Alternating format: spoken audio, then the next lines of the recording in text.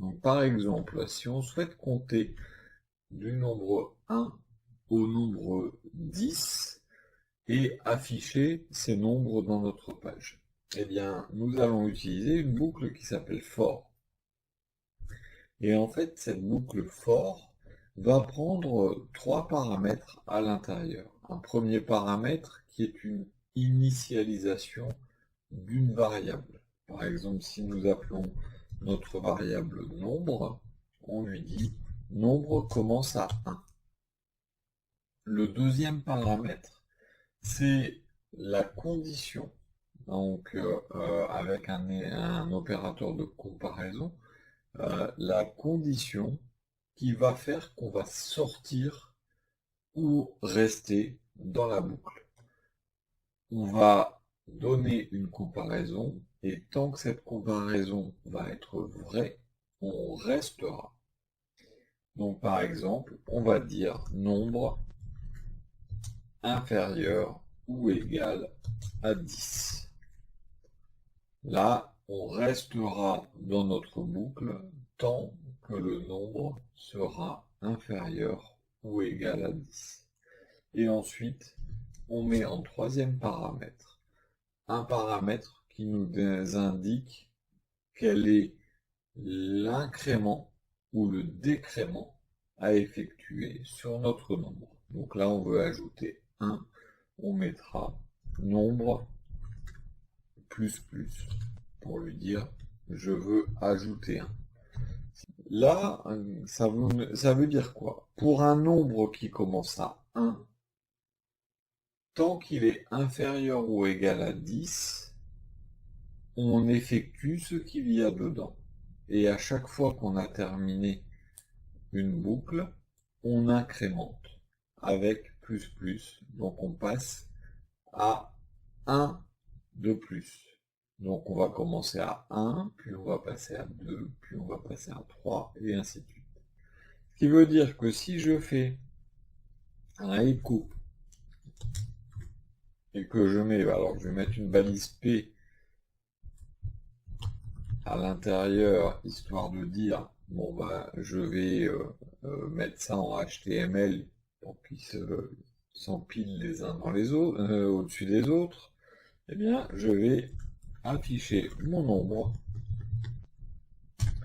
que vous voulez commencer au nombre 0, que vous voulez aller jusqu'au nombre 100, et avec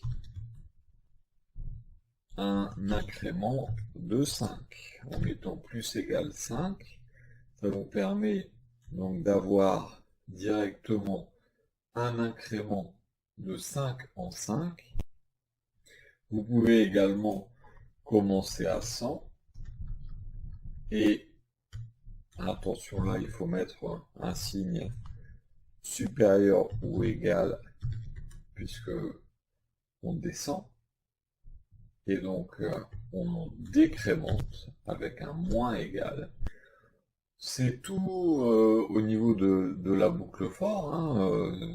Vous pouvez faire autant de variations que vous le souhaitez à partir du moment où vous mettez un nombre de départ, un nombre d'arrivée en fait, et un décrément ou un incrément.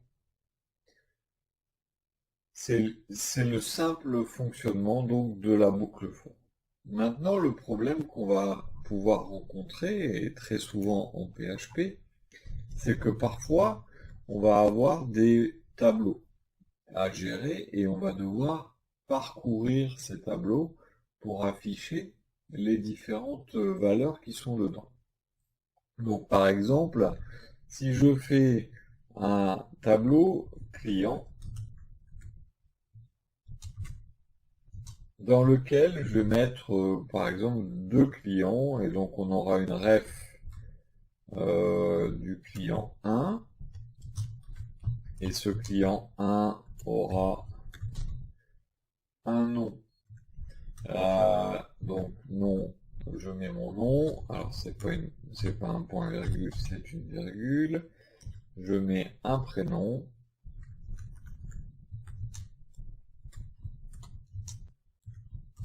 Voilà. Et je dis par exemple, j'ai un autre client qui a la ref 2. Voilà. Et qui a comme nom César.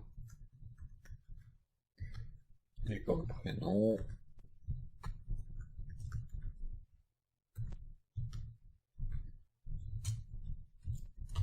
Jules. Hop. Voilà. Donc si j'ai un tableau comme celui-là, et que je dois le parcourir, donc je vais mettre le point virgule, ce sera mieux. Hop, voilà. Si je dois le parcourir, j'ai différents moyens.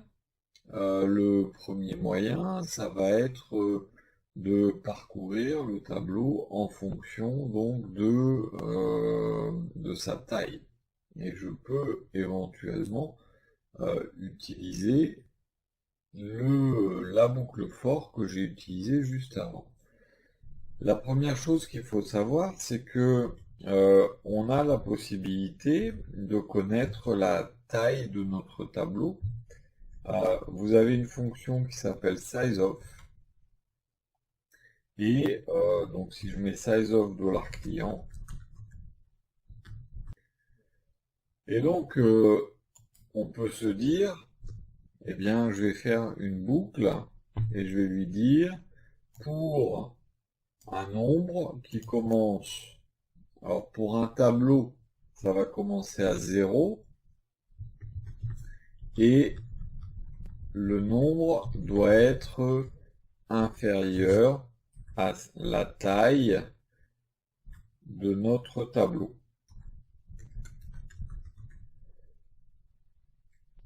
Et on va faire nombre plus pour l'incrémenter. Donc en écrivant ceci, donc je vais le désindenter, hop, histoire que vous ayez quelque chose d'un peu plus, voilà, d'un peu plus lisible. Voilà.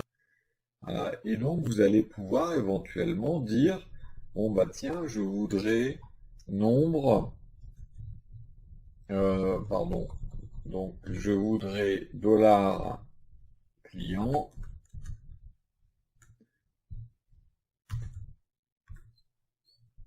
de nombre.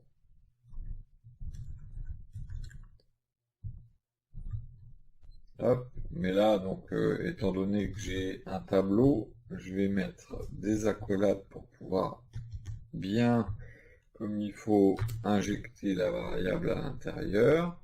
Donc là, par contre, si je mets 0 et que je mets 1, donc je vais faire un var dump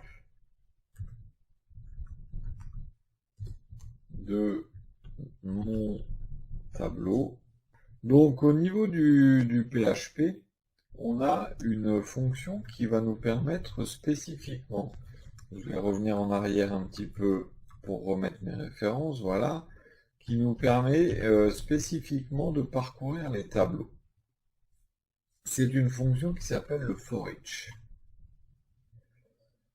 ForEach voulant dire en anglais hein, pour chaque. Eh bien, pour chaque quoi? Eh bien, pour chaque client. Donc, vous mettez le nom de votre tableau à l'intérieur et vous le renommez en fait pour avoir une variable à l'intérieur du for. Donc ça, c'est votre tableau et vous lui donnez un alias à l'intérieur du forEach. En fait, vous allez avoir le nom $client. Si je fais ça et que je marque vardump $client, oui, c'est ça, vardump $client au singulier, je me retrouve avec exactement le même résultat que tout à l'heure avec le for, avec tous les calculs, le sizeOf et client, crochet, nombre. C'est beaucoup plus simple comme ça. Donc je vais avoir en fait, dans ma variable client, chacun des clients. Ça veut dire que je peux très facilement lui dire, ah bien, eh bien maintenant, je vais faire un écho de hop, balise P, $client non. Alors, il faut que, étant donné que j'ai fait une injection de variable, il faudra que je l'entoure d'accolades. Hein.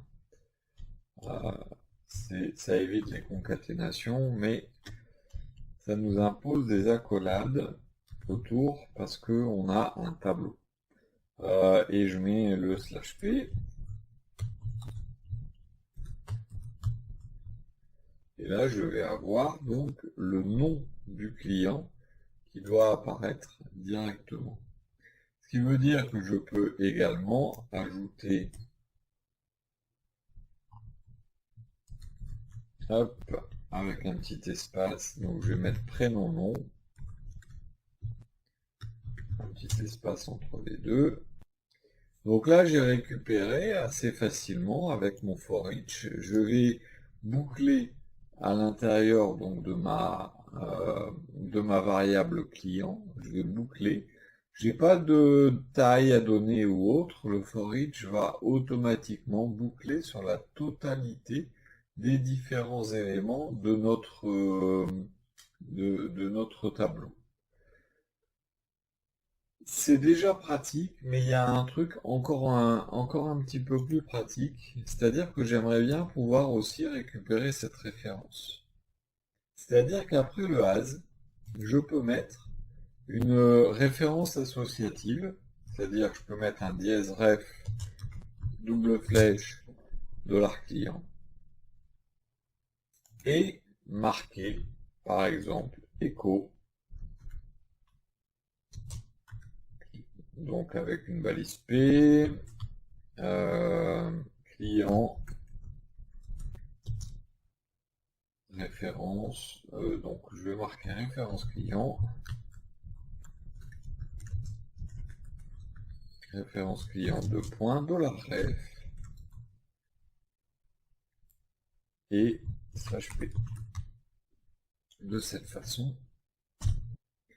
Donc j'ai dans mon for each la première variable qui est le tableau complet. On met un alias et on peut soit mettre deux variables, une qui sera la clé de chaque client directement, ref ou autre, et l'autre variable qui sera la valeur pour chaque client. Donc la clé, double flèche, la valeur. Donc c'est exactement l'écriture que vous avez là. Hein. Vous avez la double flèche qui est ici, qui correspond à cette double flèche là. Ce qui est avant va dans key ou ref. Ce qui est après va dans value ou client pour moi. Et donc vous avez votre parcours de tableau qui peut se faire de cette façon sans aucun problème et c'est totalement automatisé. Derrière, dans la variable $client, vous avez directement accès au contenu complet d'un client particulier. Si vous avez des tableaux à l'intérieur de tableaux, eh bien vous faites des boucles à l'intérieur de boucles.